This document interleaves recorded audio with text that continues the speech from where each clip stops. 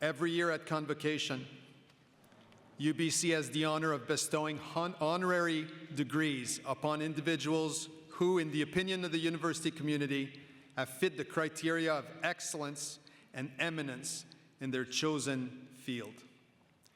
Dr. Izzeldin Abuelaish is one of those individuals, and I invite him to step forward to receive his honorary degrees.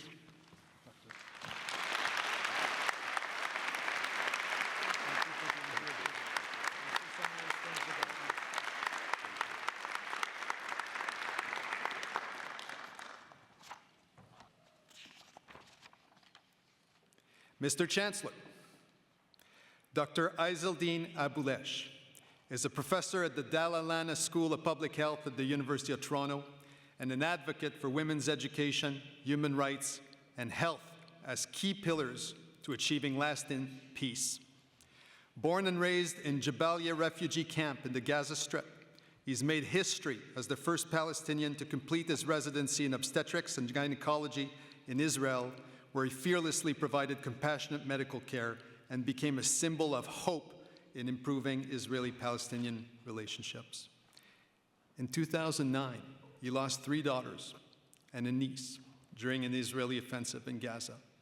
In memory of his daughters and as a tribute to his commitment to women's empowerment, he founded Daughters for Life, a Canadian charity that exemplifies his unwavering belief that thriving, empowered communities are the bedrock of a peaceful society. Dr. Abuelaish's book, I Shall Not Hate, A Gaza's Doctor Journey on the Road to Peace and Human Dignity, is a national and international bestseller translated into 23 languages. It's achieved worldwide critical acclaim. He's been nominated 5 times for the Nobel Peace Prize. He's been fondly described as the Nelson Mandela, Mahatma Gandhi, and Martin Luther King of the Middle East. He is the recipient of countless national and international awards. These include a number of honorary degrees, the Order of Ontario, the Governor General's Medallion, and the Mahatma Gandhi Peace Award of Canada, to name only a few. Furthermore, he's been named one of the top 25 Canadian immigrants, one of the 500 most powerful Arabs, and one of the 500 most influential Muslims in the world. Mr. Chancellor, in recognition of his incredible legacy and his enduring humanitarianism and contributions to human well-being, I ask you to confer the degree of Doctor of Laws, honoris causa, upon Dr. Izzeldin Abuelaish.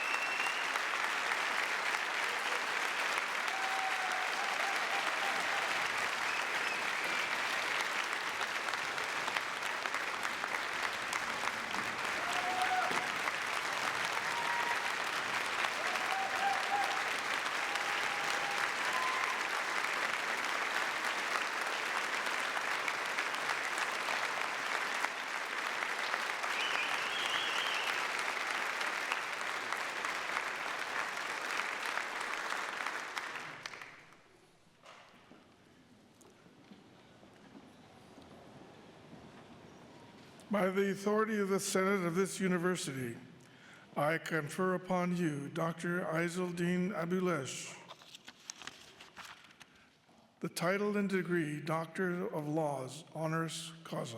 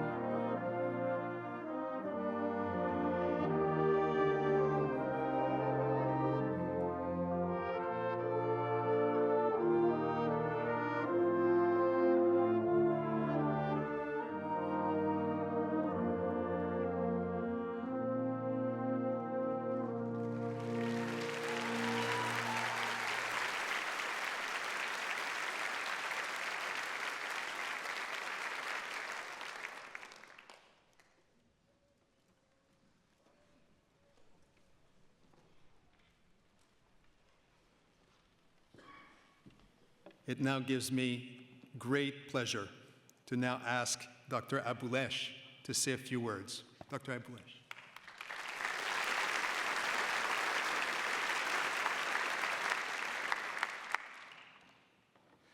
Thank you so much. It's very emotional, very challenging.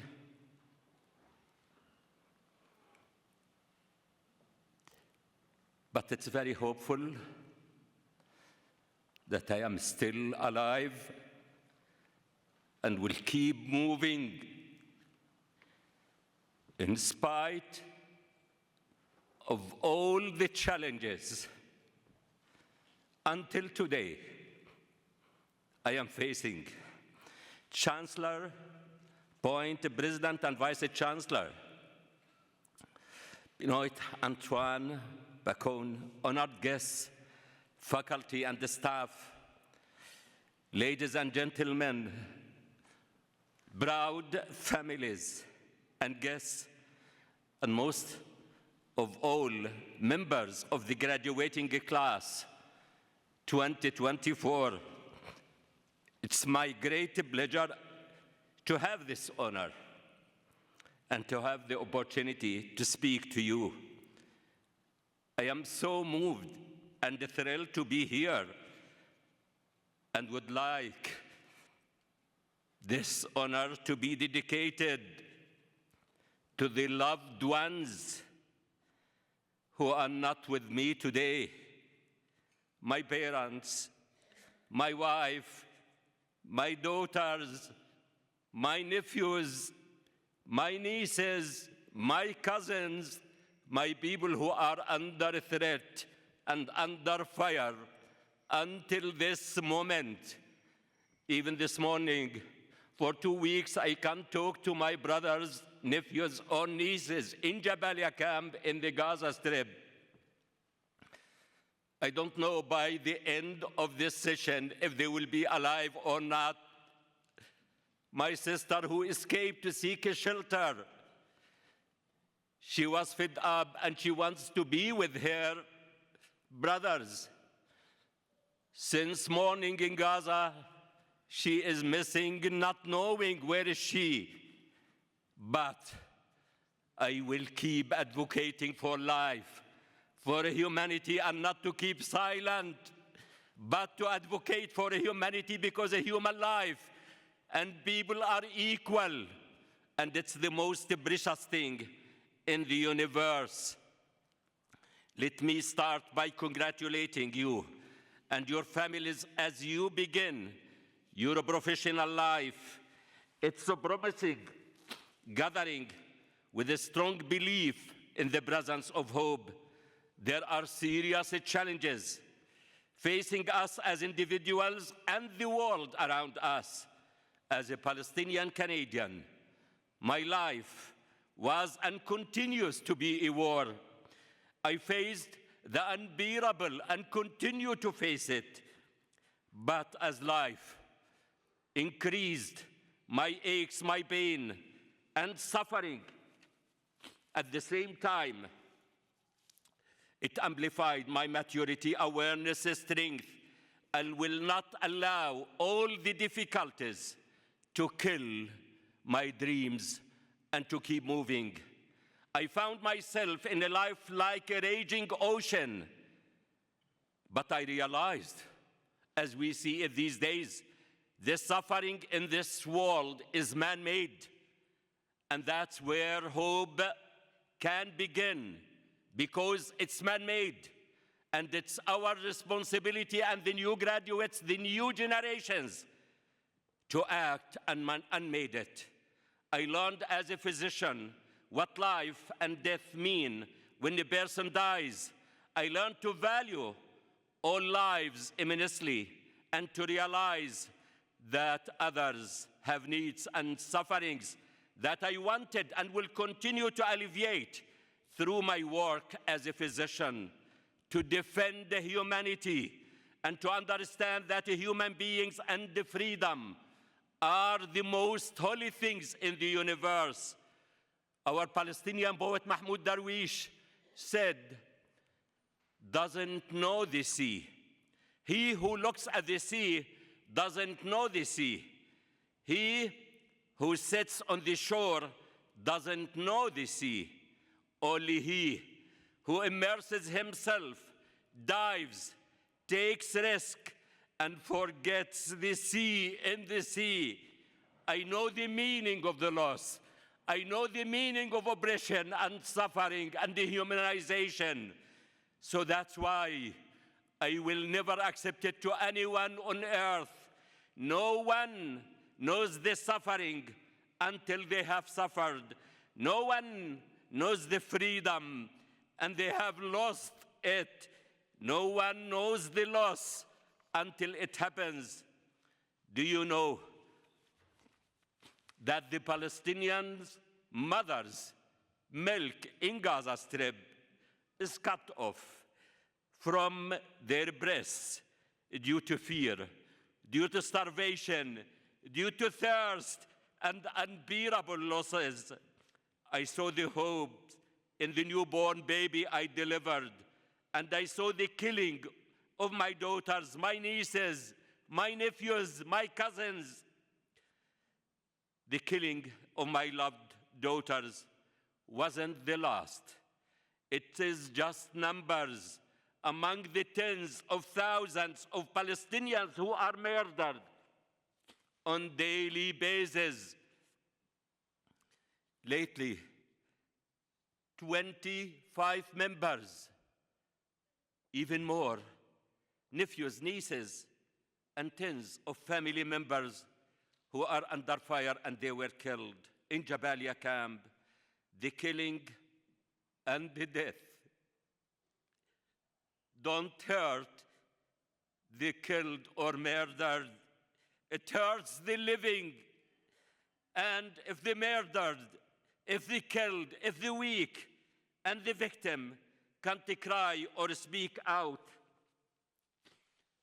it's the moral, ethical, and the human duty and the responsibility of the living and loving to act and speak out for them. Eisenhower once said, a nation that continues year after year to spend more money on military defense than on programs of social uplift is approaching spiritual death. I can add spiritual and a human death and bankruptcy. War for me is a genocide. It's a torture. It's a propaganda. It's dishonesty and the slavery of a humanity. War that we are watching around the world and injustice are not just to be documented, but to be prevented and to be exposed. The world is endemic with violence, injustice, fear, and hatred. And these socio-endemic diseases cross barriers and borders. No one is far from risk, and we all are potential victims. To endure this world, we need truth, justice, and action. And you are here as a new graduate to be enlightened and to see the truth and act to bring justice.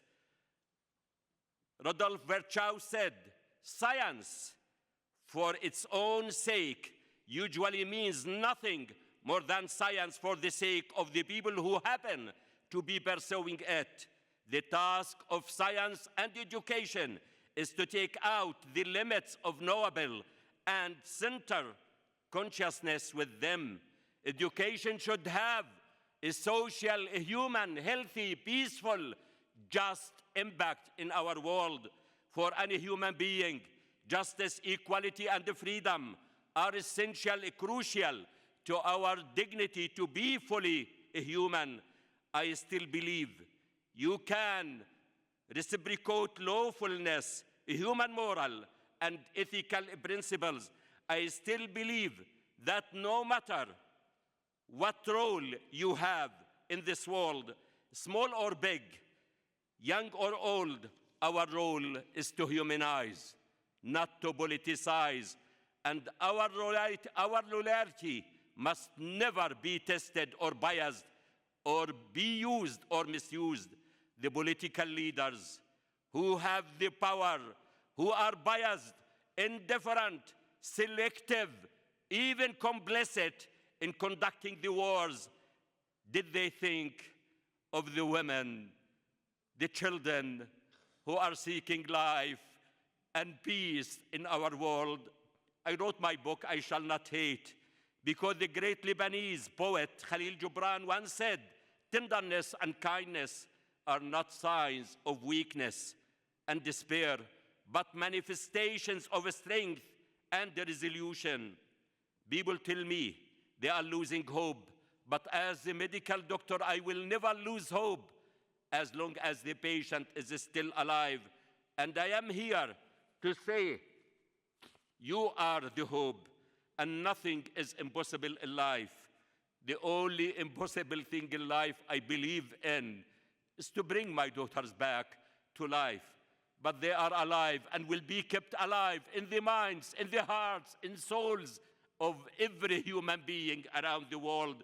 I fully believe you have the knowledge, the talent, the strength, and the goodwill to make the world a better one by sharing our humanity and to realize that we all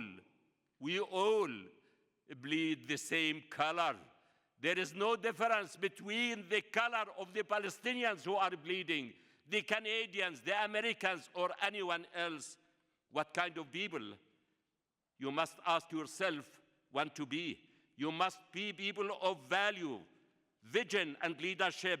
Values provide the basis of health and peace and define who we are. Values define who we are and include respect for human dignity and social justice. You must promote these values. You need to be leaders who translate these values and visions into action, who not only do right, but who choose to do the right things in the right time, despite the consequences. Don't hesitate, I say to you, don't hesitate to take risks. Don't underestimate or reject yourself. Don't say no until you try. After you try, you may make mistakes. And the first step in failure is to lose confidence and to reject yourself. I say it, failure is not the opposite of success. Failure is the trigger. It's the incentive, it's the motive for success. And that's what we need. Tragedy can't be the end of our lives. We can't allow it to control and defeat us. I succeeded in my life. And from nothing, I succeeded to achieve everything I wanted. From Jabalia camp to Cairo University, to London, to Italy, to Belgium, to Harvard, we succeeded to make life from death and to spread hope from pain and suffering. That's why Daughters for Life was established, because women are the author of the survival story of our world. They are the ones behind our existence and success.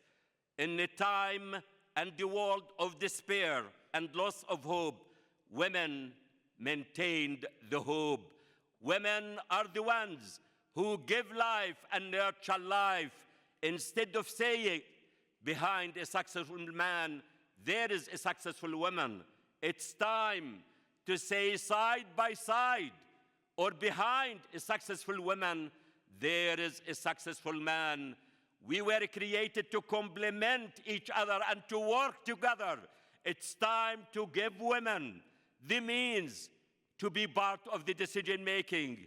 Not only women will benefit, we all will benefit from that.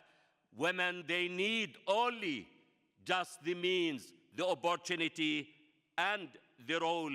That's why I am optimistic today and will keep hopeful. And because I know when we all come together as men and women, elders and the children, for the collective good, for all people, and the advancement of our communities and societies, the whole world will benefit.